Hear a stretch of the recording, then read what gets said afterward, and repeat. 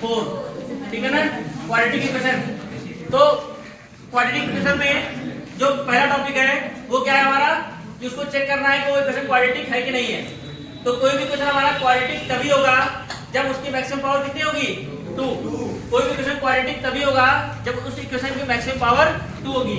मतलब उस इक्वेशन में ऐसे वैल्यू मिल जाए तो वो क्वाड्रेटिक है, ये मिल जाए तो क्वाड्रेटिक है। मतलब इस तरह की वैल्यू अगर मिलती जा रही है जहां पे x स्क्वायर आता जा रहा है तो इक्वेशन क्या हमारा क्वाड्रेटिक है।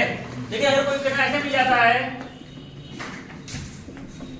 तो ये क्वाड्रेटिक नहीं होगा, क्योंकि यहाँ पर क्या आ गया, क्यूबिक आ गया, क्योंकि यहाँ पर क्यूबिक आ गया है। तो किसी इक्वेशन में जिसमें मैक्सिमम पावर 2 होती है वो इक्वेशन क्वाड्रेटिक इक्वेशन कहलाते हैं। अब वो डिपेंड करता है कि हम इसको सॉल्व कैसे करते हैं। आपकी पहली एक्सरसाइज में 4.1 में वो पूरा सॉल्व करके दिखाया है, मतलब हर क्वेश्चन को सॉल्व, मतलब कई टाइप क्वेश्चन दिया हुआ है। अगर आप वो पूरे क्वेश्चन कर लेंगे तो आप क्लियर हो जाएंगे कि कौन से क्वेश्चन हमें कैसे सॉल्व करना है। ठीक, वहां पे कहीं पे a - b का होल क्यूब लगा दिया है, a + b का होल क्यूब लगा दिया है, a + b क्यूब लगा दिया है। तो सारे बेसिक फॉर्मूले आपको उसमें लगा करके आपको उसमें वेरीफाई करना है कि वो क्वाड्रेटिक है कि नहीं है। अब जो दूसरी साइड है उसमें क्या करना है हम लोग को, फैक्टराइजेशन करना है। उसमें क्या करना है हम लोग को, फैक्टराइजेशन करना है। फैक्टराइजेशन में जैसे अभी मैंने एक ट्रिक बताया था, उसमें ट्रिक क्या मतलब एक क्वेश्चन था उसका चैप्टर नंबर 2 का पॉलिनोमियल में अभी जो सॉल्व किया था हम लोग, ठीक है ना। तो फैक्टराइजेशन का पूरा मेथड वही वाला होता है। अब एक इसमें रूट वाला सॉल्व कर लेते हैं हम लोग। √2x² प्लस 5x प्लस 5√2 = 0, ठीक है ना, रूट वाले। अब क्या करेंगे हम लोग इसको, इसका इसमें मल्टीप्लाई करेंगे, क्या आएगा, 5√2 × √2 बराबर क्या हो जाएगा, 10। √2 2 हो जाएगा और 5 × 10 का ऐसा फैक्टर करो कि मल्टीप्लाई करने पर 10 आए और ऐड करने पर 5 आए, ठीक है ना। क्या आ जाएगा ये 5 है ना, सॉरी 7x है यार। मल्टीप्लाई करने पर 10 आए और ऐड करने पर 7 आए, ठीक है ना। तो 5 × 10 और 5 + 2 क्या हो जाएगा, 7 हो जाएगा। तो इसको फैक्टर करेंगे, √2x² प्लस ब्रैकेट में 5 दो यहाँ प्लस था तो यहाँ प्लस आ रहा है ना, 5 + 2 × x और प्लस 5√2 = 0। अब इन दोनों में पहले इसको सॉल्व कर लो। √2x², 5 का x में करेंगे 5x, 2 का x में करेंगे 2x और 5√2 = 0।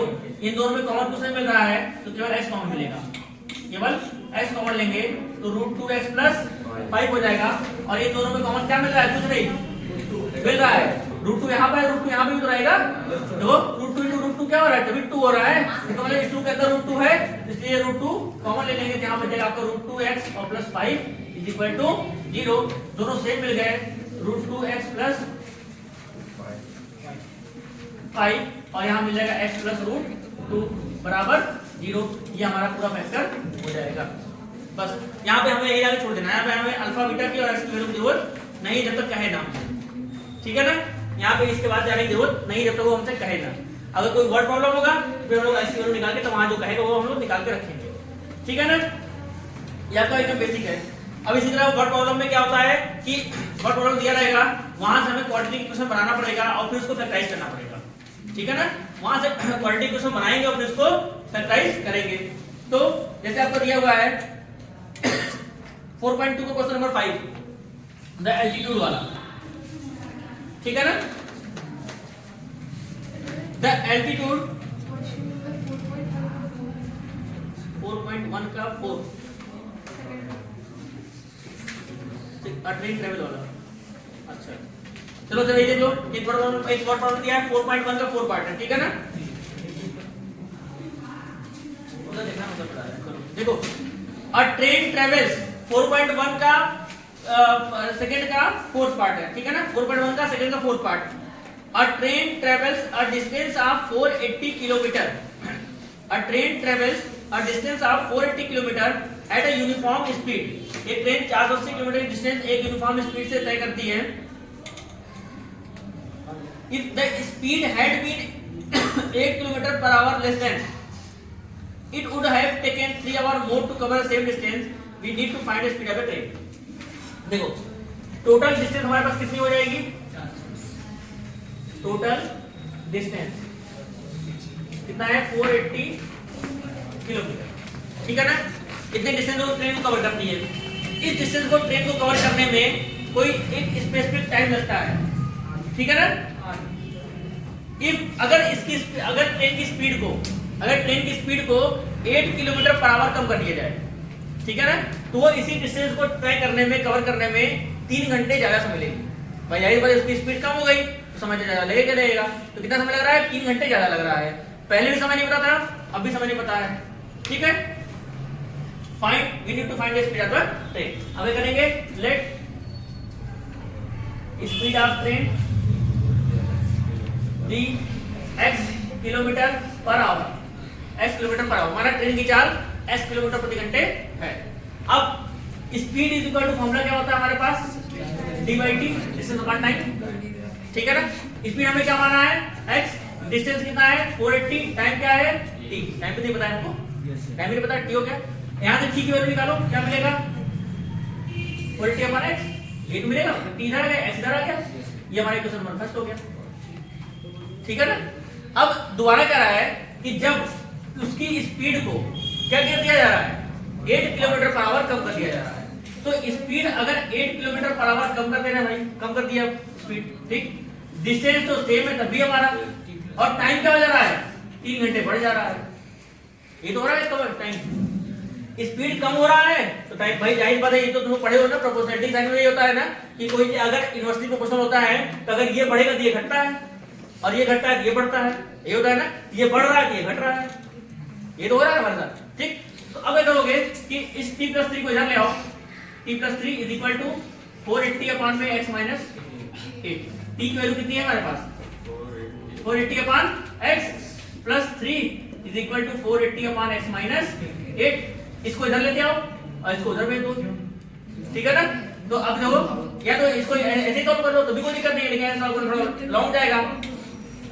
480 अपॉन में x - 480 अपॉन में x - 8 = -3। अब आया समझ में? अब खाली क्या करो कि यहाँ पे एलसीएम ले लो, x * x - 8 और क्रॉस मल्टीप्लाई करो तो देखो क्या हो जाएगा? 480x, इसका ऐसे मल्टीप्लाई होगा ना, 480x - 8 × 8 = 64,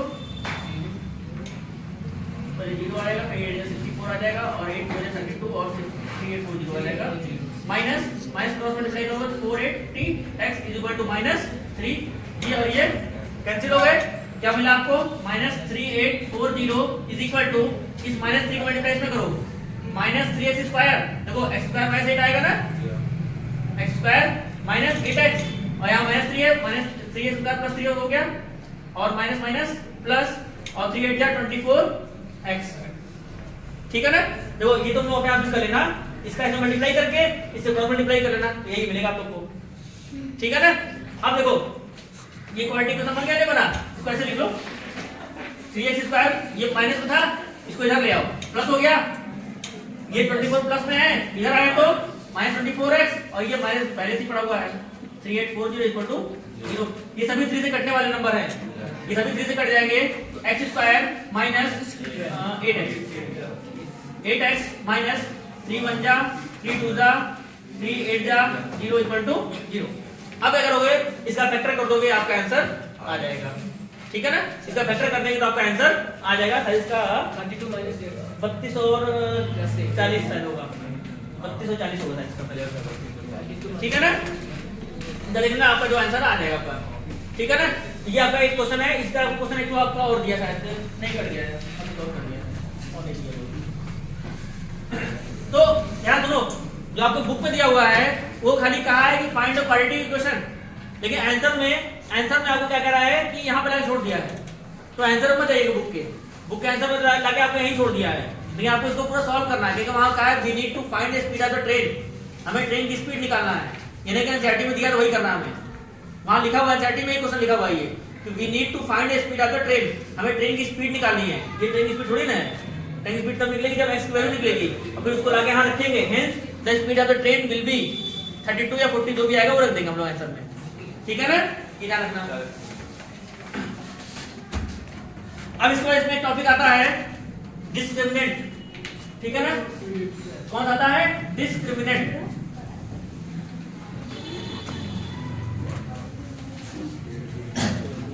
डिस्क्रिमिनेंट में क्या होता है?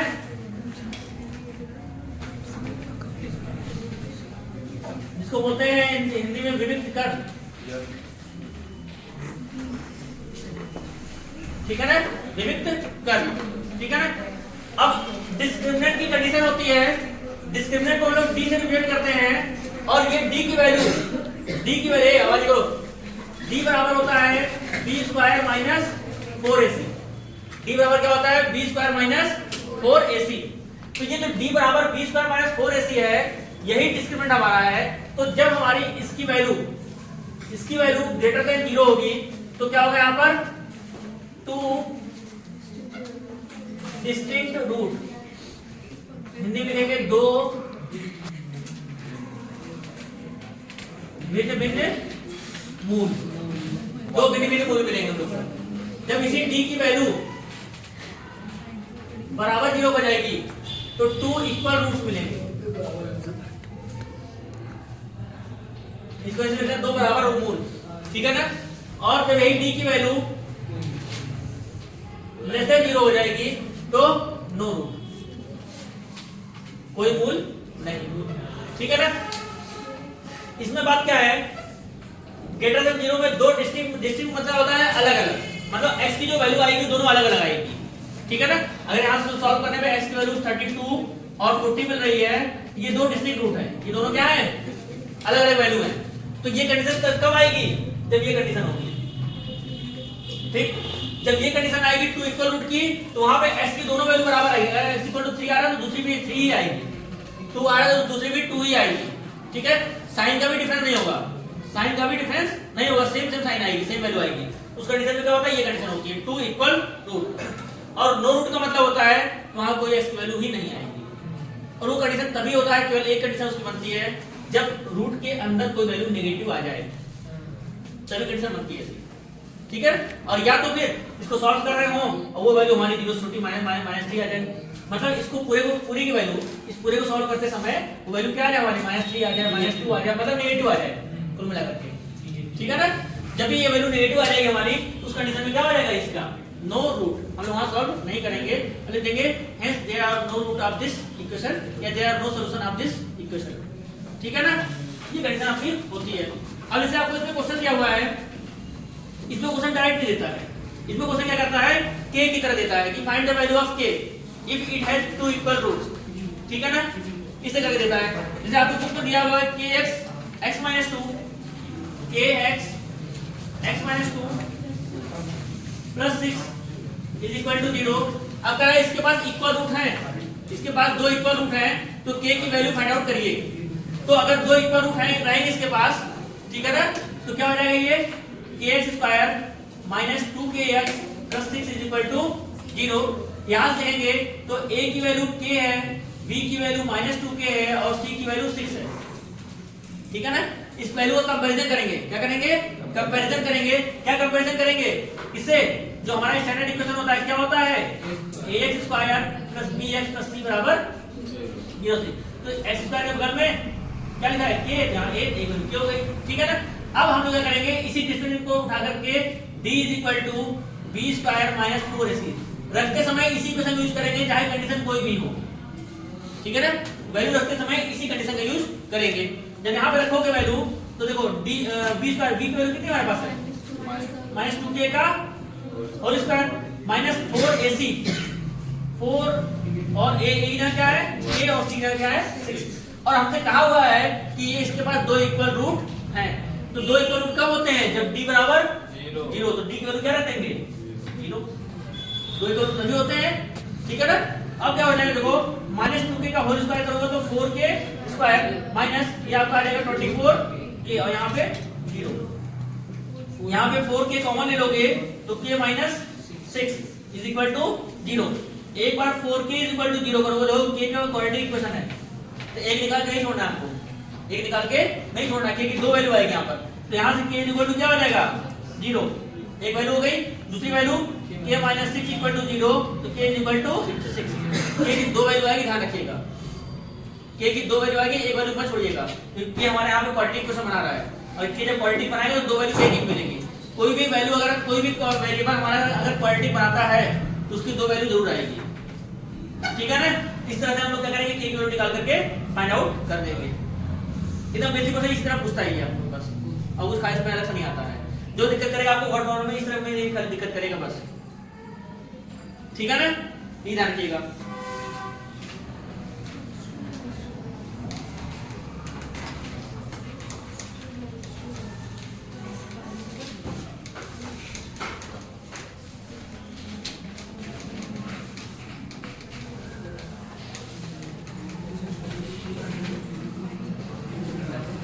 ठीक है, चलो अब हम चलते हैं आगे।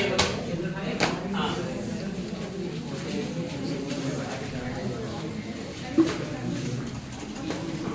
अब देखो चैप्टर 5 में क्या है, अरिथमेटिक प्रोग्रेशन एपी, ठीक है ना। कौन सा कॉटन 4.2 का, अच्छा वो कॉटेज इंडस्ट्री वाला, अच्छा ठीक है। देखो टेक्नो 6 नंबर टेक्नो इसी का। A cottage industry produces a certain number of pottery articles in a day, ठीक है ना। It was observed on a particular day that the cost of production of each article, the cost of production मतलब जो production किया जा रहा है उसका कॉस्ट कितना हो रहा है, was 3 more than twice the number of article produced on that day, ठीक है ना। यही लाइन जो हमारी यही लाइन है टफ बस, और इसमें कुछ टफ नहीं है, खाली इसी लाइन को कैसे समझ के लिख दें, ये हमारा आंसर ले आएगा। If the cost of production on that day was 90, अगर उस दिन 90 रुपए का प्रोडक्शन हुआ है, ठीक है ना, कितना प्रोडक्शन हुआ है 90 रुपए का। Find the number of article produced and the cost of each article, तो कितना आर्टिकल प्रोड्यूस किया गया और एक आर्टिकल का प्राइस कितना था, ये हम लोग को निकालना है, ठीक है ना। तो यहां पे क्या करोगे, let price of article b, let price of article b rupees x, ठीक है ना। सॉरी वो प्रोडक्शन ऑफ आर्टिकल करोगे, क्योंकि आपने हमको दिया हुआ ना प्रोडक्शन ऑफ आर्टिकल, ठीक है ना, रुपीस मिलेगा केवल एक्स मिलेगा।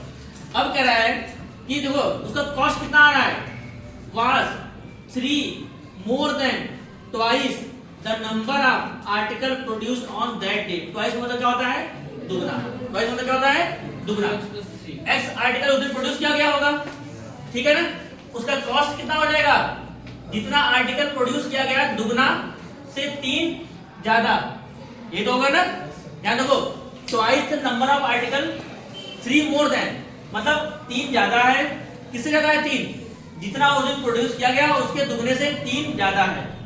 और इन दोनों इनका कॉस्ट कितना दिया है हमको, 90 रुपए दिया है, ठीक है ना।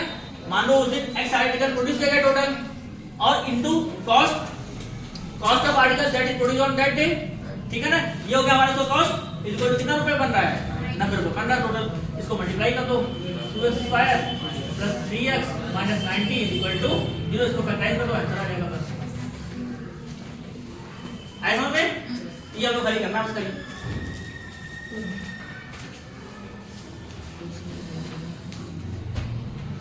अब आती बात अरिथमेटिक प्रोग्रेशन या एपी की, ठीक है ना। तो अरिथमेटिक प्रोग्रेशन या एपी में जो बता देते हैं,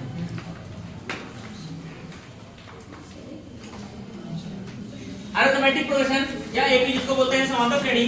तो इसमें क्या होता है, समांतर, इसका नाम है समांतर श्रेणी। मतलब समांतर श्रेणी मतलब देखो जब कोई दो लाइन पैरेलल होती है, कोई दो लाइन पैरेलल होती है, उसको पैरेलल किस कंडीशन में करते हैं हम लोग, कि उनके बीच की डिस्टेंस सेम है, कहीं भी नाप लीजिए, वही पहले करते हैं उनको ना, इनको कहीं भी नापी, चाहे यहाँ जाए यहाँ जाए यहाँ, उनके बीच की डिस्टेंस क्या है, सेम है। तो इसीलिए इसका नाम भी समांतर श्रेणी पड़ा है कि इनके बीच के डिफरेंस कहीं भी चेक कर लीजिए, उनके बीच जो कॉमन डिफरेंस है वो हर जगह सेम आएगा, ठीक है ना। तो यहाँ पे क्या होता है, अगर कोई नंबर हमको दिया है, पहले फॉर्मूला देखो, एक फॉर्मूला होता है यहाँ पर a बराबर nth term is equal to a plus n minus 1 into d, ये nth टर्म या nवां पद का फॉर्मूला होता है, ठीक है ना। nth टर्म या nवां पद का फॉर्मूला होता है, जहां पर a हमारा होता है nth टर्म, a होता है फर्स्ट टर्म, n होता है number of terms and d होता है कॉमन डिफरेंस, इसको हिंदी में बोलते हैं सार अंतर, ठीक है ना। और ये आपका होता है nवां पद, और ये होता है प्रथम पद, और ये होता है पदों की संख्या,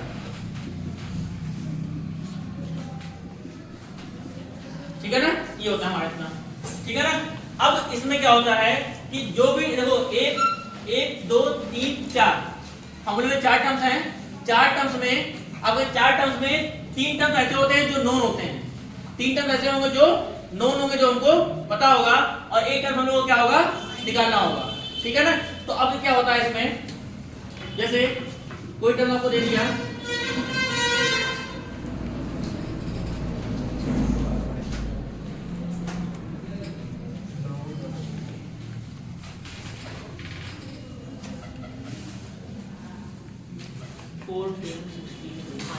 देखो इसको ये आपको दे दिया 4 10 16 22 डॉट डॉट दे दिया, ठीक है ना।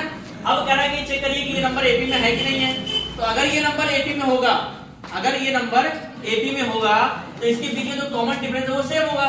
तो पहला नंबर क्या हो गया हमारे पास यहाँ पर 4, डी बराबर होता है a2 minus a1, a2 minus a1, second term minus first term, ये कितना मिल जाएगा 10 minus 4 is equal to 6, d2 निकालो, a3 minus a2 16 minus 10 6, d3 निकाल लो, a4 minus a2 sorry a3, ये हो जाएगा 22 माइनस 16 कितना हो जाएगा 6, d1 d2 d3 तीनों बराबर आ गए, इसका मतलब कॉमन डिफरेंस सेम है, ये नंबर हमारे एबी में हो जाएंगे।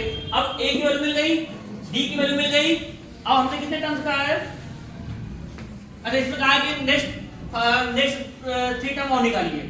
तो नेक्स्ट 3 टर्म का मतलब 1 2 3 4 टर्म हमको दिया हुआ है, 4 टर्म दिया हुआ है, तो अगला टर्म कौन होगा इसका 5वां होगा ना। इसका मतलब हम यहाँ क्या लिखेंगे a5, तो ये 5 कहाँ लिख रहे हैं n की जगह पर, तो यहाँ भी a की जगह 5 लिखेंगे, ठीक। तो a plus 5 minus 1 into D, अब a की वैल्यू कितनी है 4 और 5 क्या हो जाएगा 4 और d कितना हमारे पास 6, 4 प्लस 24 कितना हो जाएगा ये 28 हमारा आंसर हो जाएगा। इसी तरह से a6 निकालेंगे, a7 निकालेंगे, तो a5 की वैल्यू ये याद कर लीजिए, a5 क्या होता है a प्लस 4d, a6 क्या हो जाएगा a प्लस 5d हो जाएगा, a7 a प्लस 6d, ये वर्ड याद कर लीजिए, जितना यहाँ होगा उससे एक कम यहाँ होता है, बस a हमेशा a ही रहेगा, a में कोई डिफरेंस नहीं आएगा, ठीक है। जब एबी कोशिका निकालेंगे तब d1 d2 d3 निकालेंगे, हाँ जब चेक करने का है तब, जब चेक करने का हमसे कहेगा तब हम d1 d2 d3 निकालेंगे, अदरवाइज डायरेक्ट d निकाल के सॉल्व करेंगे क्वेश्चन को। जब हम कहेगा कि ऑलरेडी ये एपी में है तब हम लोग को चेक नहीं करेंगे, डायरेक्ट क्वेश्चन को सॉल्व करेंगे, ठीक है ना। अब इसके बाद जैसे कह रहा है कि हाउ मेनी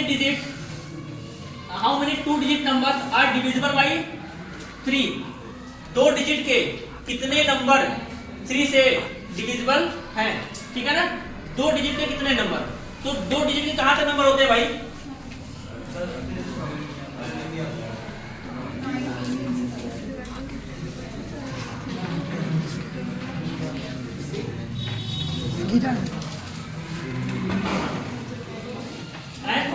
जो 3 से डिविजिबल है, ध्यान देखो 2 डिजिट का जो पहला नंबर होगा और जो 3 से डिविजिबल होगा, 2 डिजिट का पहला नंबर 10 होता है, लेकिन 10 3 से डिविजिबल नहीं है, 11 में 3 से डिविजिबल नहीं है, तो 2 डिजिट का पहला नंबर जो 3 से डिविजिबल है वो है आपका 12, दूसरा है 15, फिर 18, कहाँ है लास्ट वाला 99, ठीक है ना। 99 में 3 से डिविजिबल है, तो यहाँ पे लिखेंगे तो a की वैल्यू कितनी मिली 12, d की वैल्यू और an की वैल्यू मिली ना पूरी वैल्यू। तो अब क्या निकालना हम लोग खाली n निकालना, n निकाल ले भैया, आपका आंसर है कितने नंबर 3 से डिविजिबल है 2 डिजिट के, यही हमको लिखना है बस खाली, आया समझ में। अब यहाँ क्या करोगे, हम फॉर्मूला लिख रहे हैं ऐसा लिखना है, ठीक है ना। तो 99 is equal to 12 plus n minus 1 और d 3, 99 माइनस 12 is equal to 3 into n minus 1, इसका मल्टीप्लाई मत करना, ये करो कितना रहेगा 87 is equal to 3 into n minus 1, इसको नीचे लेते आओ 87 अपॉन 3 n माइनस 1, ये करोगे 29 आएगा, ठीक है ना। और इसको माइनस 1 है, इसको जा देते हो plus 1 is equal to n, n is equal to क्या हो गया, तो 30 नंबर ऐसे हैं दो डिजिट के जो 3 से डिवाइड होते हैं, ठीक है ना। बस समझा ये हमारा आंसर हो गया। फिर हमारे बता दीजिए इसका तो ऐसा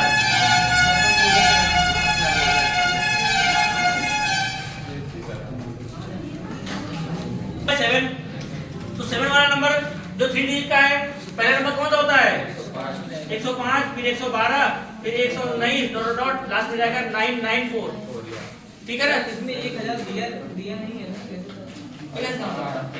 तीन डिजिट नंबर है ना, 1000 4 डिजिट हो जाएगा। बस ए पता है, डी पता है, एन पता है, निकाल दो उसका, ठीक है ना। अब इसमें क्या होगा आपका, अब देखो इसमें समावेशी है, ठीक है ना, इसमें ऐसा नहीं है।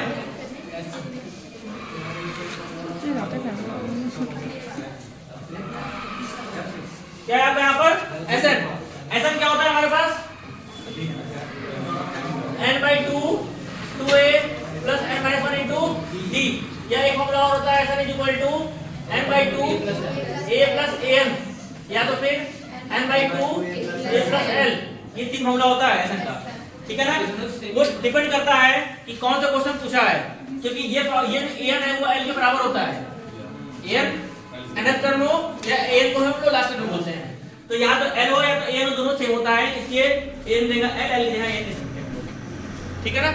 अब वो डिपेंड करता है कि क्वेश्चन में क्या पूछा है, ठीक है ना। जैसे आपको क्वेश्चन नंबर 9 जब देखेंगे,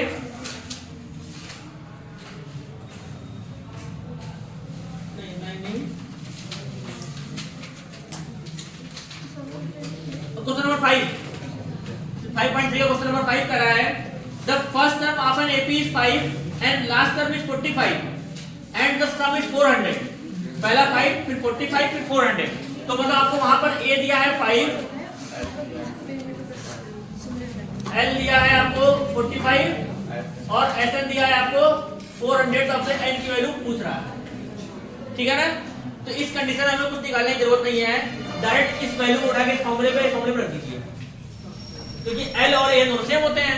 तो हम लोग क्या करेंगे, इसी रखेंगे, तो एसएन की वैल्यू कितनी हमारे पास है 400 इज इक्वल टू एन निकालना है हम लोग को, और ए की जगह पर 5 और एल की जगह पर 45, एन बाई 2 इंटू 50 और यहाँ पे हो गया 400, तो ये हो गया 400 is equal to 25 n into 25, 400 upon में 25 इज इक्वल टू एन, 1 जा और 6 जा, एन की वैल्यू आ गई 60, ठीक है ना। ये हमारे साथ हम सॉल्व कर देते हैं क्वेश्चन को। तो मतलब वो डिपेंड करता है कि क्वेश्चन में क्या पूछा है। पहले जब हम गिवन लिख देंगे, जब भी हम गिवन लिख देंगे तो हमें हमारे माइंड में तुरंत फॉर्मूला आ जाएगा कि हमें कौन सा फॉर्मूला कहाँ पे लगाना है, ठीक है ना। इसीलिए हर क्वेश्चन में जितने भी वर्ड प्रॉब्लम होते हैं उसमें हमें पहले गिवन लिखना है, उसमें हमें पहले गिवन लिखना है, ठीक है ना। पहले क्या करना है, हम लोग को गिवन लिखना है। अब जैसे इसका अच्छा एक्सरसाइज जो 5.3 है, 5.3 का क्वेश्चन नंबर जो 3 है उसमें 10 पार्ट दिया है।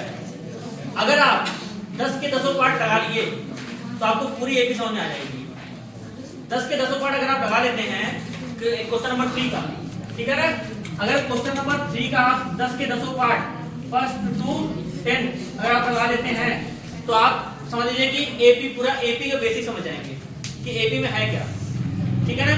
क्योंकि वो 10 के 10 पार्ट में इस फॉर्मूले का भी यूज है और इस फॉर्मूले का भी यूज है, तो आपको पूरा फॉर्मूला भी याद हो जाएगा और उसका बेसिक कोई क्वेश्चन आपसे गलत भी नहीं होगा, जो बेसिक क्वेश्चन है कोई भी गलत नहीं होंगे उससे, ठीक है ना। तो ध्यान से 10 के 10 पार्ट को लगा लीजिएगा, ठीक है ना। जैसे क्या हम लगा लेते हैं,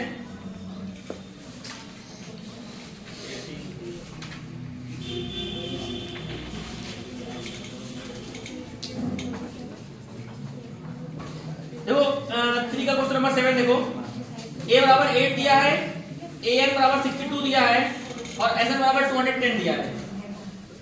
a 8 दिया है, a बराबर 8, an बराबर 62 और sn बराबर 210, तो हमसे n और d पूछ रहा है। ये दिया है 8, 62 और 210, 8, 62 और 210, हाँ ठीक है ना, ये दिया हुआ है और हमसे n की और d की वैल्यू पूछ रहा है, ठीक है ना। तो n हमको ऐसा भी पता है, an भी पता है और a भी पता है, सीधे हम ये फॉर्मूला लगाते हैं। क्यों हम फालतू में ये वाला ap पर यहां से निकाले n फिर वहां काम करें, ये आसान फॉर्मूला है, हम पहले इसको निकालते हैं, इससे हमारा n मिल जाएगा और जब n मिल जाएगा तो उसको यहां रख देंगे, d मिल जाएगा हमको डायरेक्ट आउट, ठीक है ना। तो हमें बेसिक पढ़ाई करना है कि इससे जाए थोड़ा उसका लेंथी पड़े, इससे हमारा आसान पड़ेगा, तुरंत तुरंत आंसर आ जाएगा, ठीक है। तो क्या हो जाएगा 210 is equal to n/2 8 plus 62, n/2 ये हो जाएगा 70 और ये हो गया 210, इसको ऐसे कर दो 210 into 2 अपॉन में 70 इज इक्वल टू n 0 0 7 3 21, तो n is equal to 6, n की वैल्यू क्या मिल गई 6। अब ये जो n की वैल्यू 6 मिली उसको उठा के यहां रख दो, यहां तो d की वैल्यू मिल जाएगी, यहां से मिलेगी लेकिन यहां थोड़ा लेंथी पड़ जाएगा, थोड़ा बड़ा वैल्यू आएगा, तो यहां से यहां से आसानी से d की वैल्यू मिल जाएगी, है समझ में।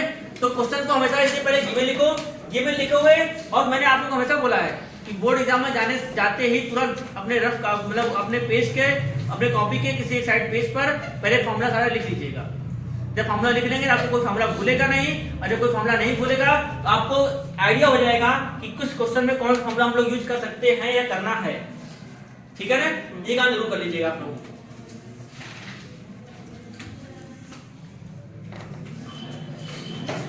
और जो हमेशा ध्यान रखिएगा कि जो S1 होता है वो a के बराबर होता है, S1 जो होता है वो a के बराबर होता है, और S2 a2 minus a1, S2 क्या होता है सेकंड टर्म a2 के बराबर होता है, ठीक है ना।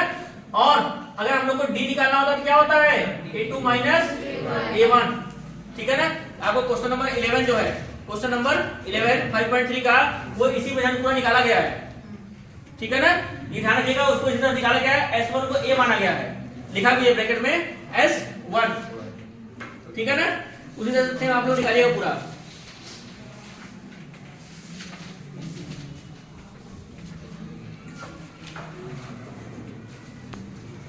क्वेश्चन नंबर 10 में दिया है an बराबर 3 प्लस 4n, तो इस कंडीशन में n की जगह पे हमें वैल्यू रखना है, n की जगह पे वैल्यू, जैसे a1 रखोगे तो 3 plus 4 is equal to 7, a2 रखोगे तो 3 प्लस 8 इज इक्वल टू 11, 3 रखोगे तो a plus 12 is equal to 15, ये आपका बन जाएगा AP में, और जब AP में बन जाएगा आपसे NS टर्म का ऐसे कुछ पूछा है, ठीक है ना। Also find the sum of first 15 terms of each case, यहां से आप लोगों को ये AP दिया है लेकिन AP की वैल्यू नहीं दी है, ये आपको वेरिएबल में दिया है, यहां से AP वैल्यू निकलेगी इस तरह से, ठीक है ना।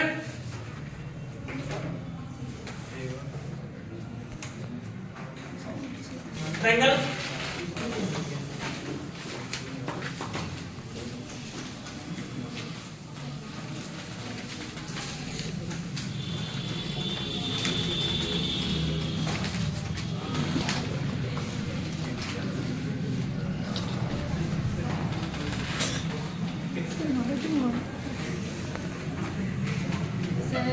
हाँ 5.3 का क्वेश्चन नंबर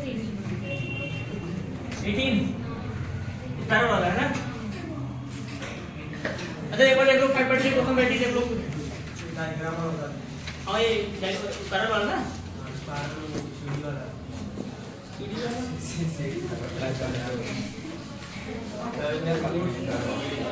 देखो क्वेश्चन नंबर 18 है ना, हाँ 18 है। A spiral is made up of successive semicircles with centers, एक स्पाइरल तुमको पता कैसा होता है, ठीक है, उसको कॉपी लगा स्पाइरल से घूमने लगा होता है, ठीक है ना। उसमें क्या है वो पूरा कई बार राउंड होता है। A spiral is made up of successive semicircles, वो कई सेमीसर्कल से मिलकर बना है, ठीक है ना, with centers alternatively at A and B, इसका सेंटर हमारा क्या हो रहा है चेंज होगा, ठीक है ना। स्टार्टिंग में centre A, the radii is 0.5 1 1.5 2, जैसे अगर ये मान लें इसको ऐसे बढ़ता जा रहा है ये, ठीक है ना, ऐसा होता जा रहा है ये। तो फर्स्ट टाइम जो रेडियस है वो कितनी है 0.5, दोबारा कितनी है फिर 1.5 फिर 2.0, ऐसे बढ़ता जा रहा है, नहीं ये हो जा रहा है। अब सेमी सर्कल का जो वो पेरीमीटर या सरकमफ्रेंस कितना होता है पाई आर, सेमी सर्कल क्या होता है पाई आर, ठीक है ना। तो अगर वो निकालो क्या बोले circumference of semi circle is equal to pi r, ये होता है ना। तो आर की वैल्यू कितनी हमारे पास है, पाई को रहने दो 0.5, तो इस तरह से पाई 1, इस तरह से पाई 1.5, इस तरह से पाई 2.0, ये आएगा ना।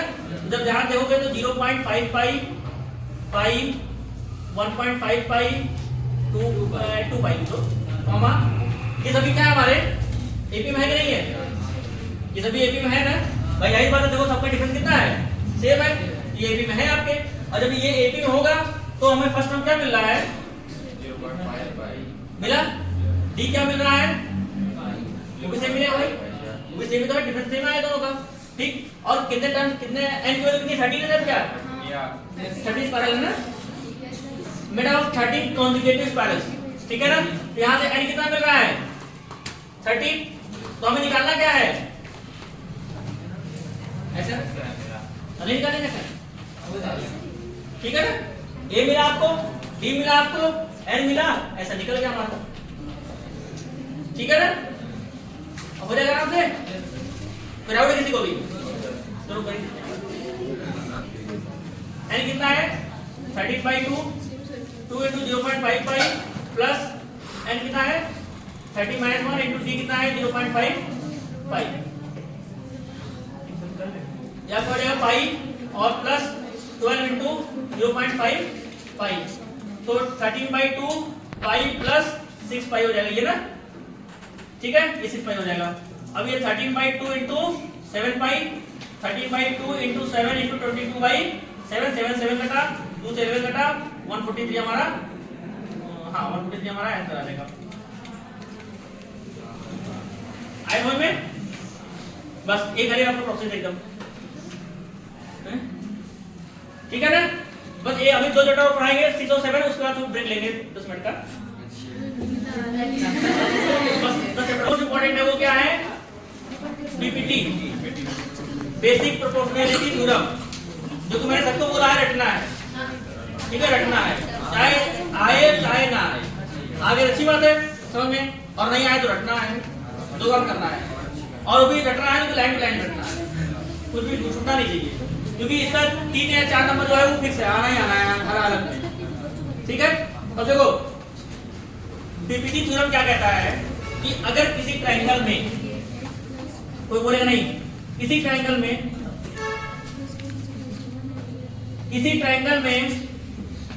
ठीक है ना, किसी एक साइड के पैरेलल, किसी ट्रायंगल में किसी एक साइड के पैरेलल अगर कोई लाइन ड्रॉ किया जाता है, ठीक है, किसी एक साइड के पैरेलल कोई एक लाइन ड्रॉ किया जाता है, तो ये लाइन उस ट्रायंगल के इन दोनों साइडों को सेम रेशियो में डिवाइड करती है। ये हमारा बेसिक प्रोपोर्शनैलिटी थ्योरम है। क्या कह रहा है, अगर किसी ट्रायंगल में, ठीक है ना, ध्यान दो ना, किसी ट्रायंगल में किसी साइड के पैरेलल कोई लाइन ड्रॉ किया जाएगा, तो ये लाइन इस अदर 2 साइड को सेम रेशियो में डिवाइड करती है। ये हमारा पीपीटी थ्योरम है, ठीक। हम क्या करेंगे, एबीसी ट्रायंगल ले लिए, इसको डी मान लिए, इसको ई मान लिए, ठीक है ना। और अब हम यहां लिखेंगे गिवन, गिवन क्या हम लोग को दिया, क्या है हम लोग को ट्रायंगल एबीसी, और भी दिया है, क्या दिया है, डी जो है वो पैरेलल है बीसी के, ये भी हम लोग को गिवन है, ठीक। डी क्या है, बीसी के पैरेलल है। अब हम लोग को टू प्रूव क्या सिद्ध करना है हम लोग को, ठीक है ना। AD upon DB is equal to AE upon EC, AD upon DB is equal to AE upon EC, ये दो चीज हम लोग को प्रूव करना है। अब देखो, अब ये क्लियर हो गया ना, AD upon DB is equal to AE upon EC, ये हम तभी कर पाएंगे जब पूरा थ्योरम पढ़ लेंगे या पूरा क्वेश्चन पढ़ लेंगे तभी हम कर पाएंगे। वर्ड प्रॉब्लम में ये दिक्कत होता है, हमें प्रूफ क्या करना है, ठीक है ना, ये तभी कर पाएंगे जब हम पूरा क्वेश्चन अच्छे से पढ़ लेंगे और फिगर को बना लेंगे, ठीक है ना। अब इसके बाद हम लोग क्या करेंगे, यहाँ पर कंस्ट्रक्शन कंस्ट्रक्शन का मतलब होता है हम लोग अपने थ्योरम को प्रूफ करने के लिए क्या हेल्प लेते हैं, ठीक है ना। तो अब कंस्ट्रक्शन हम लोग क्या कर रहे हैं कि डी से एक पैरेलल ड्रॉ कर रहे हैं एसी पर, ठीक है ना, जिसको नाम देते हैं हम लोग एन और एम, और यहाँ पे क्या देते हैं एन, ठीक है ना। और इसके बाद डी को सी से मिला देते हैं और बी को ई से मिला देते हैं। और जो भी कंस्ट्रक्शन आप अपने पेयर कॉपी पे करेंगे, कंस्ट्रक्शन जो भी अपने पेयर कॉपी पे करेंगे वो डॉटेड लाइन से करेंगे, वो डॉटेड लाइन से करेंगे, ये वर्ड हमें याद रखना है। तो ये कंस्ट्रक्शन और क्वेश्चन दोनों सेम नहीं मिला सकते, तो वो फिगर में डिसाइड नहीं हो पाएगा हमने क्या बनाया है और वहां क्या दिया हुआ था, ठीक है ना। अब तो याद रखिए डी एम पहला होगा एसी पर, ई एन पहला होगा ए बी पर, और join B to E and D to C. हमने डीएम परपेंडिकुलर ड्रॉ किया एसी पर, ई एन परपेंडिकुलर ड्रॉ किया ए बी पर, बी को ई से मिलाए हैं और डी को सी से मिलाए हैं, ठीक है। ये हमारा क्या हो गया कंस्ट्रक्शन हो गया। अब आएगा proof,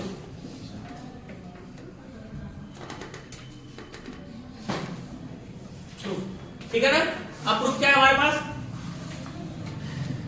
in triangle A B E, A B sorry A D E, और कौन सा ट्रायंगल है भाई, पहले एक लेते हैं, पहले एक निकाल लेते हैं, ठीक है ना। Area of triangle A D ई, किसी ट्रायंगल का एरिया जब हमें कुछ कोई साइड ना दिया रहा है तो 1/2 बेस इंटू हाइट हम लगाते हैं, ठीक। 1/2 बेस ए डी ई, जब किसी लाइन पे परपेंडिकुलर ड्रॉ हो गया है, ये लाइन हमारा क्या कहलाता है बेस कहलाता है, ठीक है ना। परपेंडिकुलर जिस लाइन पे ड्रॉ होता है वो लाइन हमारा बेस कहलाता है, ठीक। तो ये क्या हो जाएगा ए डी और into E N, right, clear है इसका। तो A D into E N. अब इस तरह से area of triangle B D E या डी बी, डीबी ले लीजिए, ठीक है ना। 1/2 अब देखो डीबीई, और ये परपेंडिकुलर किस पे है, ये किस पे परपेंडिकुलर है, पूरे एबी पर है, ना कि खाली एडी पर है, ठीक है ना। तो इस लाइन में जो भी परपेंडिकुलर होगा वो पूरे लाइन में परपेंडिकुलर होगा, तो इसलिए इसका भी बेस तो हो जाएगा डीबी और परपेंडिकुलर क्या हो जाएगा ये हो जाएगा, ठीक है ना। अब क्या करोगे, ये क्वेश्चन नंबर हमारा फर्स्ट है, ये हमारा क्वेश्चन नंबर सेकंड है, यानी लिखोगे dividing equation number first and second, समीकरण 1 और समीकरण 2 को भाग देने पर, ठीक है ना। जब डिवाइड करेंगे तो area of triangle ADE upon area of triangle DBE is equal to 1/2 AD into EN upon में 1/2 डीबी डीबी इनटू ईएन। तो ये और ये कटा, ये कटा, तो ये क्या मिल गया हम लोग को एडी अपॉन डीबी मिल गया। ये हमारा इक्वेशन नंबर फर्स्ट और सेकंड ये था हमारा, ठीक है ना, ये हो गया। अब इसके बाद अब फिर आएंगे अगेन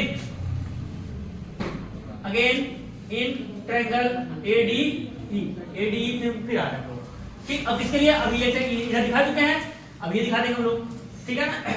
तो area triangle ADE is equal to 1/2 base क्या हमारे पास है ए इंटू परपेंडिकुलर क्या है डीएम, क्वेश्चन नंबर 4 हो गया।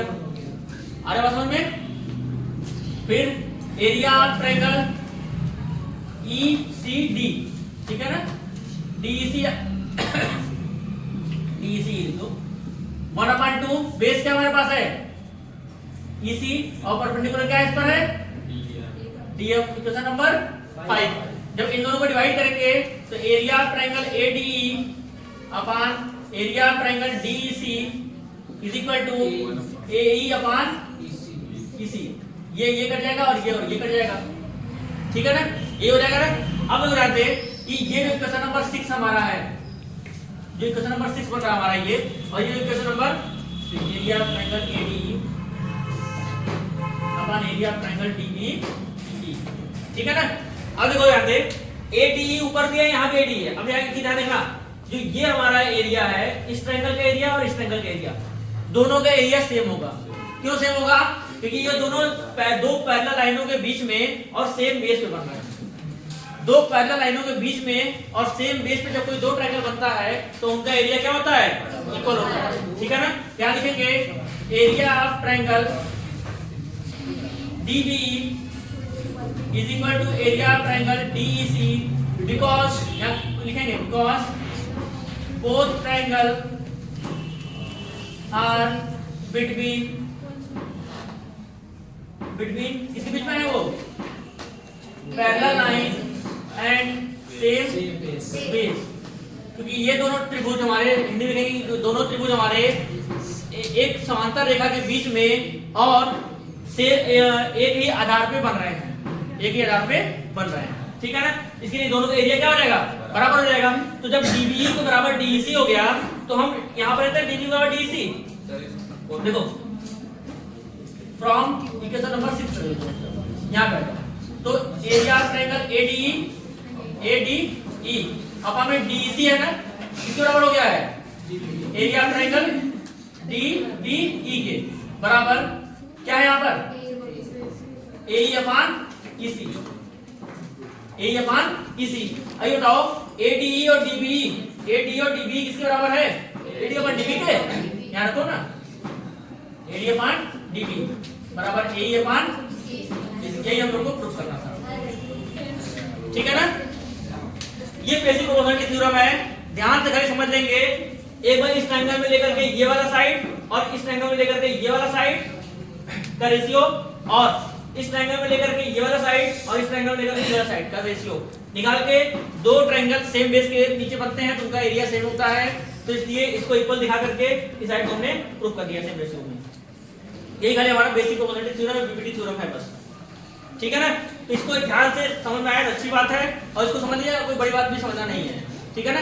कौन साइड लेना है क्या लेना है क्लियर इसमें है। ठीक, अब जो इसका 6.2 है इसको हम लोग CBPT बोलते हैं या converse of basic proportionality theorem बोलते हैं। ठीक है ना? उसमें क्या होता है कि हमें यहाँ पर ये जो गिवन दिया है ये हमें यहाँ प्रूफ में आ जाता है, टू प्रूफ में, और जो यहाँ पे टू प्रूफ है वही यहाँ पर गिवन हो जाता है। ठीक है ना? तो वहां पे हम लोग कंट्राडिक्शन को यूज करके प्रूफ करते हैं। वहां पे हम लोग कंट्राडिक्शन को यूज करके प्रूफ करते हैं। ठीक है ना? उसको आप लोग देख लीजिएगा। अब 6.1 तो मानिए आपका पूरा ऑब्जेक्टिव वो है fill in the blank type का है। ठीक है ना? 6.2 आपका इसी पीपीटी पे पूरा डिपेंड करता है। ठीक है ना? 6.2 पूरा पीपीटी थ्योरम में बेस डिपेंड करता है। इधर क्वेश्चन तो आप लोग को डाउट में नहीं होगा किसी को 6.2 पे। ठीक है ना? 6.2 का क्वेश्चन नंबर 3 और 4 और 9 और 10 ध्यान से लगा लीजिएगा। 3, 4 और 9, 10 अगर ये दोनों लगा लेंगे इंपॉर्टेंट क्वेश्चन है। 3 तो आपका लगभग हर बार आता है। 3 क्वेश्चन लगभग आता है, कई बार आ चुका है। ठीक है ना? LM वाला, LM पहले जो सीयर वाला है। ठीक है, मेन इंपॉर्टेंट है। अभी तक हम लोग क्लास 10th में सॉरी 9th में हम लोग कॉन्ग्रुएंसी पढ़ते आ रहे थे। क्या पढ़ते आ रहे थे? कॉन्ग्रुएंसी। कोई दो ट्रायंगल कॉन्ग्रुएंट कब होते हैं। ठीक है ना? अब हम लोग यहाँ पढ़ेंगे कि सिमिलैरिटी क्राइटेरिया।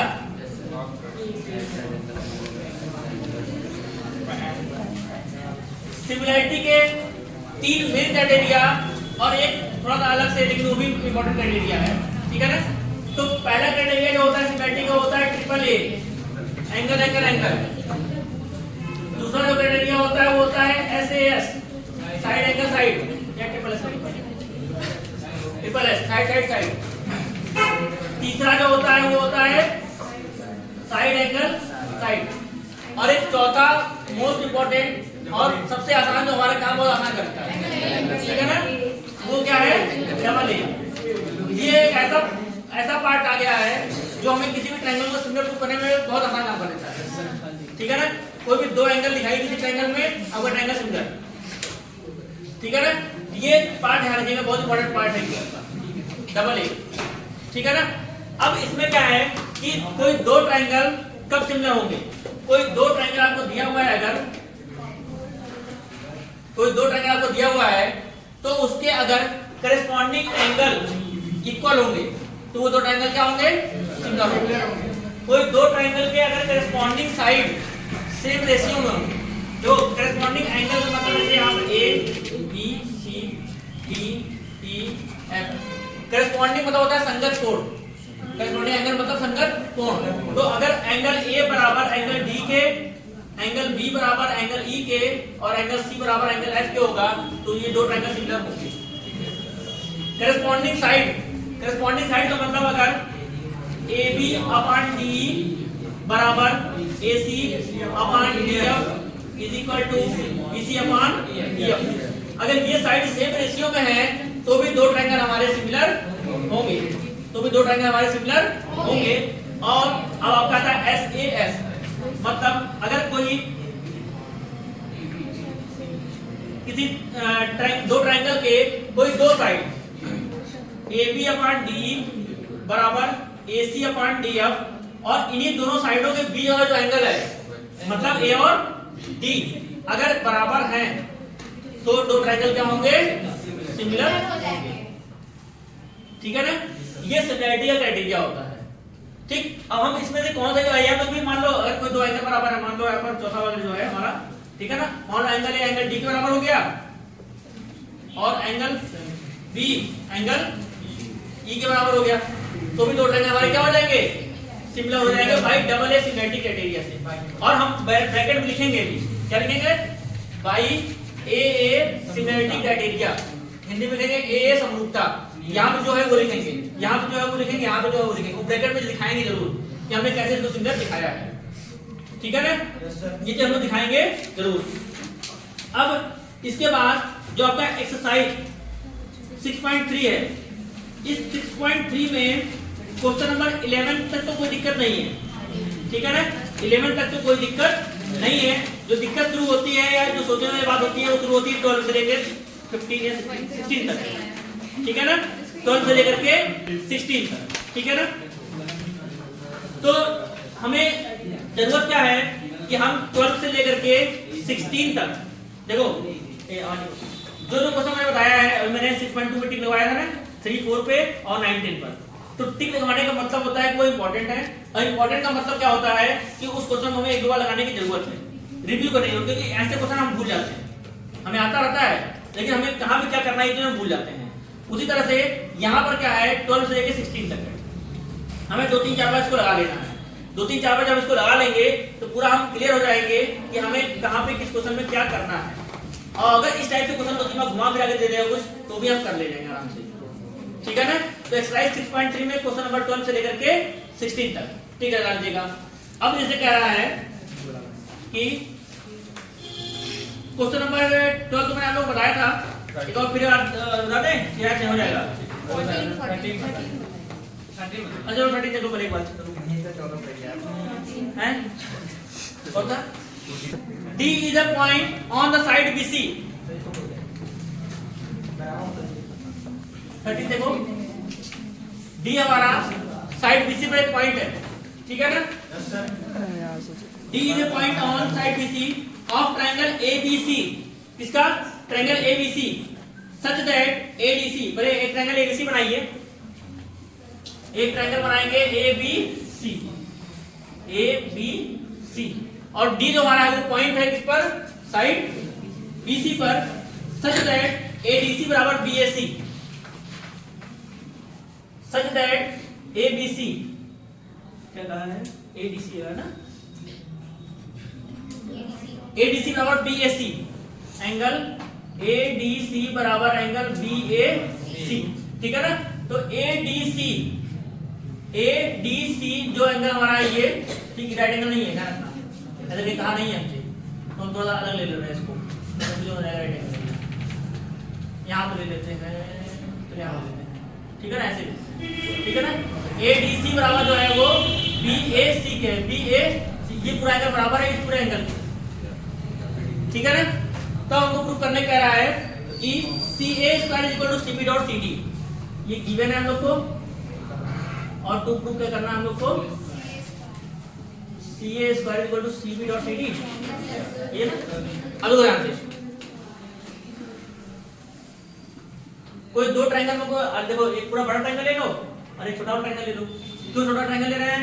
हमें कहा है सीबी पूरा मिल रहा है, सॉरी सीबी पूरा ट्रायंगल है और सीडी इतना ही है। सीए कहां पर है, यहां पर है, मतलब इस ट्रायंगल का यूज किया हुआ है, ठीक, इस ट्रायंगल का यूज नहीं किया हुआ है, इस ट्रायंगल का यूज किया है और पूरे बड़े ट्रायंगल का सीबी पूरे में आ रहा है, ठीक है ना।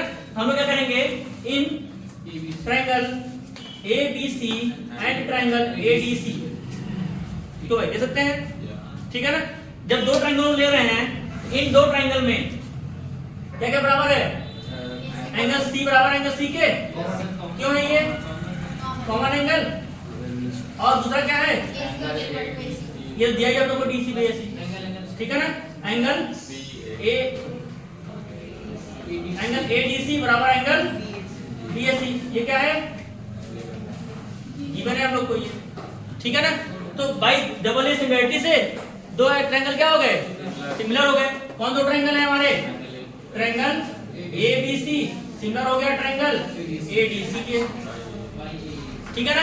यानी कि ना भाई डबल ए सिमिलरिटी क्राइटेरिया से जब दो ट्रायंगल हमारे सिमिलर हो जाएंगे तो इनके करस्पॉन्डिंग साइड सेम रेशियो में होंगे, ठीक। अब हमें करस्पॉन्डिंग साइड का मतलब क्या हो जाएगा, सीए इसका, सॉरी सीबी ये ले लेते हैं इसका, ठीक है ना।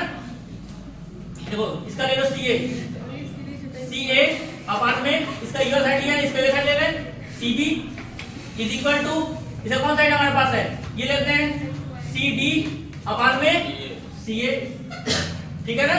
देखो इस ट्रायंगल का ये वाला साइड, बड़े वाले ट्रायंगल का, सॉरी छोटे वाले ट्रायंगल का ये वाला साइड ले लिए और ये पूरा ले लिए, फिर बड़े वाले ट्रायंगल का ये ले लिया और छोटे ट्रायंगल का ये ले लिए, सेम राइट साइड में हो गया।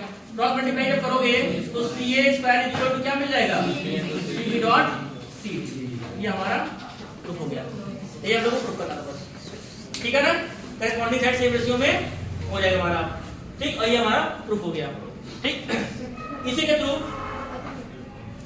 14 हो जाएगा इस तरह से, 14 को बता देना, अच्छा 14 एक बार तुम बता देना 14 कैसे होगा। देखो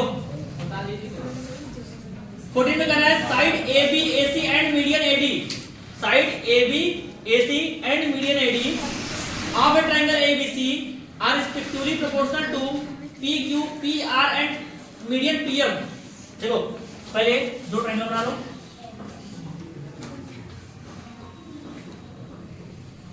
A B C P Q R, medium यहाँ पे D दिया था ना, यहाँ पे D दिया है मीडियम,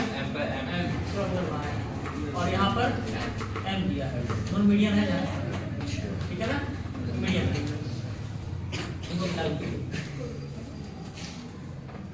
ये दिया हुआ है, ठीक है ना। हमको दो ट्रायंगल लिए, 14 क्वेश्चन है ये, क्वेश्चन नंबर 14, ठीक है ना। 12 और 14 दोनों सेम है लगभग, ठीक है। तो 14 का थोड़ा प्रोसेस बड़ा है, इस चीज को बता रहे हैं। कह रहा है कि AB AC और AD PQ PR और PM के, मतलब AB अपान PQ बराबर AC upon PR is equal to AD upon PM है ना, AD अपान PM, ये हम लोग को दिया हुआ सेम रेशियो में है, ठीक है ना। ये सेम रेशियो हम लोग को दिया हुआ है, so that triangle ABC show करना है हम लोग को, ये गिवन है, और प्रूफ क्या करना है हम लोग को, ट्रायंगल ABC सिमिलर होगा ट्रायंगल PQR। तो इसको यहाँ पे देखना चाहिए हमको ना, ठीक है ना। इसको हम ऊपर लिख देना यहाँ पर, AB अपान PQ बराबर AC upon PR is equal to AD upon PM, ठीक है ना, ये ठीक है। अब यहाँ देखो हम लोग को दो ट्रायंगल ABC पूरा और PQR पूरा सिमिलर प्रूफ करना है, ठीक। ये साइड सेम रेशियो में इसके दिया है, ये साइड सेम रेशियो में इसके दिया हुआ है, हमें ये एंगल प्रूफ इक्वल दिखा दें तो हमें ट्रायंगल सिमिलर मिल जाएगा, या तो फिर ये साइड सिमिलर दिखा दें, सेम रेशियो दिखा दें, ठीक है ना। तो हमें कोई या तो ये एंगल से एंगल इक्वल हो जाए और या तो फिर ये पूरी साइड पूरा सेम रेशियो हो जाए, तो हमारा ट्रायंगल क्या हो जाएगा, सिमिलर हो जाएगा। इसके लिए हम लोग क्या करेंगे कि एक कंस्ट्रक्शन करेंगे, और वो कंस्ट्रक्शन क्या होगा, कंस्ट्रक्शन क्या होगा कि इसके पैरेलल में और इसके बराबर एक लाइन ड्रॉ करेंगे ऐसे, ठीक है ना, और इसके पैरेलल में इसके सेम इक्वल में एक लाइन यहाँ ड्रॉ करेंगे, इसको इससे मिला देंगे और इसको इससे मिला देंगे, ठीक है ना। वही सेम काम इसके इक्वल में एक लाइन ड्रॉ होगी ऐसे, और इसके इक्वल ये मिला दिए, इसको इससे मिला दिए, मिला देंगे, ठीक है ना। ध्यान सुनना, ये हो जाएगा। इसका सेम साइड यहाँ पे ड्रॉ करेंगे, इसको इससे मिलाएंगे, इसको इससे मिलाएंगे। इसका सेम साइड यहाँ ड्रॉ करेंगे, इसको इससे मिलाएंगे और इसको इससे मिलाएंगे, ठीक है ना। अब आपका ये क्या बन गया, पैरेललोग्राम बन गया, ठीक। ये एंगल, ये साइड इस साइड के पैरेलल हो गया, ये साइड साइड के पैरेलल हो गया, ये इसके पैरेलल, ये इसके पैरेलल हो गया, ये और ये दोनों मीडियन है और ये मिड पॉइंट हो जाएगा हमारा, ठीक। अब तो देखो ये बाइसेक्टर भी हो जाएगा, पैरेललोग्राम में डायगोनल बाइसेक्ट भी करते हैं, ठीक है ना। ये भी आपका इक्वल हो जाएगा, ठीक है ना। अब हम लोग करेंगे क्या कि ये एंगल इस एंगल के इक्वल दिखा देंगे और ये एंगल इस एंगल के इक्वल दिखा देंगे, ये पूरा एंगल इस पूरे एंगल क्या हो जाएगा, बराबर हो जाएगा। जब ये पूरा एंगल बराबर हो जाएगा तो एंगल ए बराबर एंगल बी क्या हो जाएगा, और उस कंडीशन में ये प्रूफ हो जाएगा भाई दो साइड हमको सेम रेशियो मिल गए हैं, सॉरी ये वाला, ये दो साइड हमको सेम रेशियो पहले मिल गए थे, ये साइड इस साइड की रेशियो में था, ये इसकी रेशियो में गिवन था, ये एंगल इसके इक्वल दिखा देंगे तो ट्रायंगल हमारा प्रूफ हो जाएगा सिमिलर, ठीक है ना। अब तो ये कर लेगा ना इसे, ठीक है ना, तो इसको आप हम लोग प्रूफ कर लेंगे। अब आगे, ठीक, किसी को डाउट कर देना, चलिए अब एक और थोड़ा देख लेते हैं, थोड़ा इसको रेस्ट लेंगे 10 मिनट का।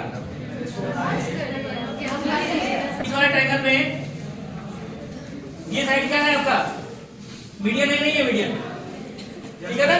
तो आपको इसमें एंगल, इसमें इस एंगल को दिखा देना है इसके इक्वल, ठीक है ना, इसको इसके इक्वल दिखाना है आपको। तो ये जो पैरेललोग्राम के अपोजिट एंगल इक्वल होते हैं, ठीक है ना। तो पैरेललोग्राम के अपोजिट एंगल इक्वल दिखाना है, इसको इधर, इसको इधर, क्योंकि ये क्या है आपका पैरेलल लाइन बन रहा है पैरेललोग्राम, ठीक है। इस एंगल दिखा देना और कैसे प्रूफ करना है इसमें।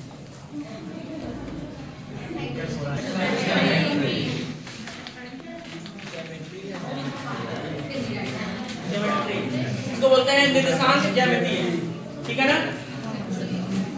निर्देशांक ज्यामिति में या क्वांटिटेटिव में अपन नहीं बोलते,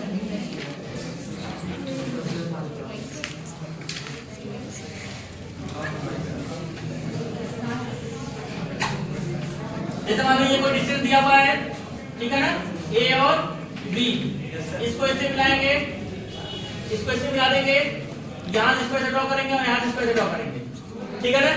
तो अगर हमने ए बी की डिस्टेंस पूछ रहा है, किसकी डिस्टेंस ए बी की पूछ रहा है, तो ए बी बराबर फॉर्मूला होता है हमारा अंडर रूट के अंदर x2 माइनस x1 का होल स्क्वायर और प्लस y2 माइनस y1 का होल स्क्वायर। यहां से यहां तक की डिस्टेंस x1 होती है, यहां से यहां तक की डिस्टेंस x2 होती है, तो यहां से यहां तक की डिस्टेंस x2 माइनस x1। वही सेम चीज यहां से यहां तक y1 होता है, यहां से यहां तक y2 होता है, तो ये आपका y2 माइनस y1 होता है, ठीक है ना। ये होता है पाइथागोरस थ्योरम लगा करके a भी निकाल देंगे, क्योंकि ये और ये दोनों बराबर होंगे, तो x2 माइनस x1 के square plus y2 minus y1 का होल स्क्वायर बराबर ab स्क्वायर, ठीक है ना। ये पाइथागोरस थ्योरम से हमारा ये डिस्टेंस फॉर्मूला निकल जाता है। अब इस डिस्टेंस फॉर्मूले के बाद कभी कभार आपसे बोलता है कि इक्वी डिस्टेंस है, कोई पॉइंट इक्वी डिस्टेंस है, जैसे मान लीजिए आपका कोई पॉइंट हो गया ए बी, क्या हो गया आपका ए बी, और ए बी भी कह रहा है कि कोई एक पॉइंट सी है जो ए बी से इक्वी डिस्टेंस है, सी जो है ए बी से इक्वी डिस्टेंस है, तो सी अगर ए बी से इक्वी डिस्टेंस पर होगा, इसका मतलब कि यहाँ पर नहीं सी होगा, जहां से ए सी बराबर क्या हो जाएगा, बी सी हो जाएगा। तो हम लोग क्या होगा, इसका कोऑर्डिनेट हमको मान लो दिया रहेगा, इसका कोऑर्डिनेट हमको दिया रहेगा, इसका कोऑर्डिनेट हम लोग क्या मान लेंगे, x, y मान लेंगे, या अगर x एक्सिस से कहेगा तो x, 0 हो जाएगा, y एक्सिस से कहेगा तो 0, y हो जाएगा, ठीक है। मान लो कह रहा है x एक्सिस से है ये, तो ये x, 0 हो जाएगा, और जब x, 0 हो जाएगा, इन दोनों के बीच की डिस्टेंस निकाल करके दोनों को इक्वल कर देंगे, ठीक है ना।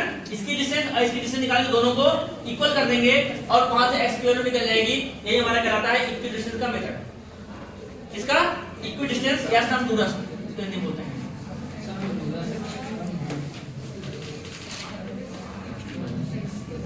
इक्वी डिस्टेंस या सम दूरस्थ, ठीक है ना। ये हमारा फॉर्मूला कहलाता है, मतलब मेथड है ये इक्वी डिस्टेंस के लिए। अब कभी बार कहता है कि ये उसका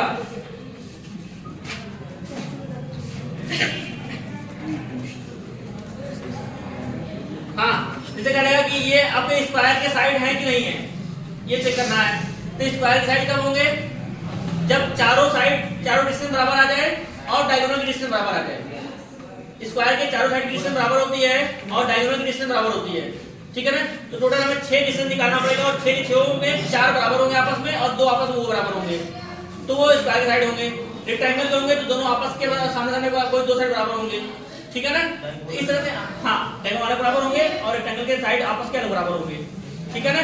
तो वहां हमें वही काम करना है। तो मतलब हम लोग को कुल 6 डिस्टेंस निकालना पड़ेगा और वो सब निकालना क्या है, डिस्टेंस फॉर्मूले से और डिस्टेंस के तरह ही निकालना है, ठीक है ना।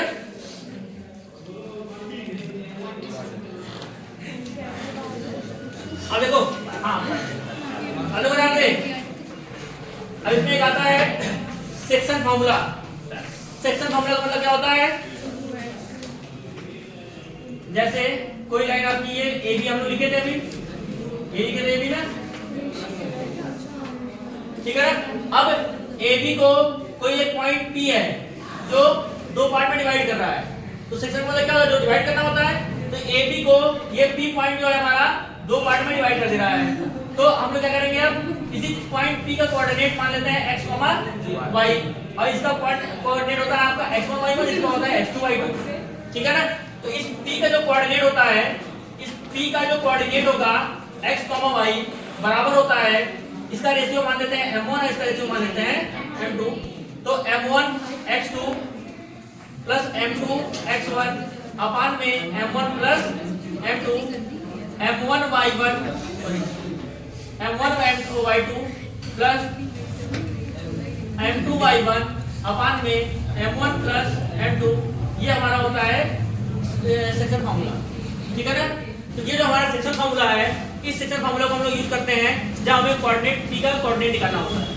जब a और b का कोऑर्डिनेट हमको दिया हो और p का कोऑर्डिनेट हमसे पूछ रहा होता है, तो हम लोग इस फार्मूला का यूज करते हैं, ठीक है ना। जैसे तो क्वेश्चन नंबर 4 कर रहा है, फाइंड द रेशियो, इस टाइप क्वेश्चन ज्यादा आते हैं, जिसे हम लोग को रेशियो फाइंड करने कहता है। Find the ratio in which the line segment joining the point -3, 10, कौन सा पॉइंट है, -3, 10 and 6, -8 is divided by -1, 6 by -1, 6, ठीक है ना। हमें कहना है वो रेशियो निकालिए जिसमें ये पॉइंट इस रेशियो में डिवाइड हो रहे हैं, ठीक है ना, इतने कोऑर्डिनेट में डिवाइड हो रहे हैं। मतलब ये हमको p की वैल्यू दी हुई है, ये p का कोऑर्डिनेट हमको ऑलरेडी दिया हुआ है, हमें कह रहा है किस रेशियो में डिवाइड हो रहा है, हमसे रेशियो पूछ रहा है m1 और m2 वैल्यू पूछ रहा है हमसे, ठीक है ना। तो जब भी हमसे रेशियो पूछता है, जब भी हमसे रेशियो पूछेगा तो उस कंडीशन में हम लोग क्या करते हैं, रेशियो को p रेशियो q मान लेते हैं, ठीक है ना। रेशियो को मान लें, हाँ let ratio be k ratio 1, हम लोग रेशियो को मान लेते हैं k रेशियो 1, और रेशियो k रेशियो 1 हो जाएगा तो m1 की वैल्यू हो जाएगी हमारी k और m2 की वैल्यू हो जाएगी, p की वैल्यू दी हुई है -1, 6 is equal to m1 k और x2 6 प्लस 1 इंटू -3 अपान में k plus 1, k into -8 plus 1 into 10 अपान में k प्लस 1। अब क्या करेंगे हम लोग, इसको सॉल्व कर लेंगे तो ये आपका आ जाएगा 6k -3 upon k plus 1 -8k plus 10 अपान k प्लस 1 और यहाँ आ जाएगा -1, 6। x वाले को x के इक्वल कर दो, ठीक है ना। क्या हो जाएगा देखो, 6k -3 upon k plus 1 is equal to -1, 6k -3 is equal to -k -1, ठीक है ना। 6k के बजाय ले आओ प्लस k -1 और plus 3, 7k is equal to 2, तो k इज इक्वल टू 2/7। तो ये k की वैल्यू हमारी कितनी मिल गई, 2/7। इस k की वैल्यू को उठा करके यहाँ पे रेशियो में रख देंगे, ठीक है ना। तो ये क्या हो जाएगा, लिखेंगे यहाँ पर hence ratio B 2/7 ratio 1, that is 2:7 हमारा ये आंसर आ जाएगा, ठीक है ना। इस रेशियो, तो ये क्वेश्चन जो क्या आता है रेशियो पे फाइंड आउट करने को कहता है, तो हम लोग रेशियो इसी मेथड से फाइंड आउट करेंगे। y का देखो हमें निकालना क्या है, यहाँ पर हमें रेशियो निकालना था, तो y का मतलब क्या है हमारा, हम क्या तो y को इक्वल करें, x को x के इक्वल करें, या तो y को y के इक्वल करें, वैल्यू हमारी सेम आएगी, ठीक है ना। हमें खाली बस चाहिए क्या, k की वैल्यू चाहिए, चाहे k वैल्यू इससे निकालें या इससे निकालें, हमें यहाँ वैल्यू वेरीफाई करना नहीं है, खाली k वैल्यू को चाहिए, ठीक है ना। तो ये चीज हम लोग को ध्यान रखना है। तो अभी अब ब्रेक ले लेते हैं।